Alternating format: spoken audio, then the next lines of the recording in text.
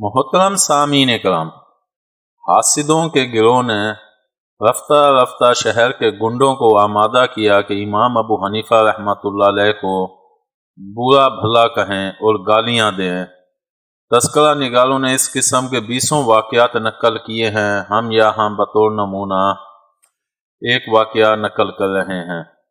لکھا ہے کہ انہی گنڈوں میں سے ایک شخص امام صاحب کو سارا راستہ برا بھلا کہتا ہوا اور سخت برے الفاظ کہتا ہوا پیچھے پڑ گیا۔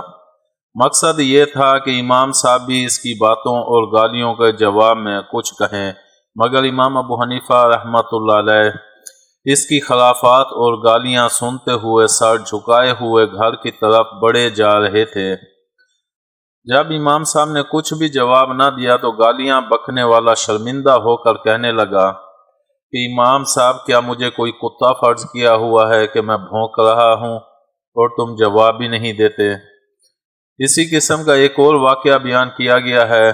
جب امام صاحب اپنے گھر کے دروازے پر پہنچ گئے تو امام صاحب نے گالیاں بکنے والے سے خطاب کر کے فرمایا، لو بھائی، اب تو میری حویلی آ گئی ہے اور میں اندر چلا جاؤں گا۔ اگر جی نہ بھرا تو میں ٹھہر جاتا ہوں، تم اپنی بھڑاس اچھی طرح نکال لو۔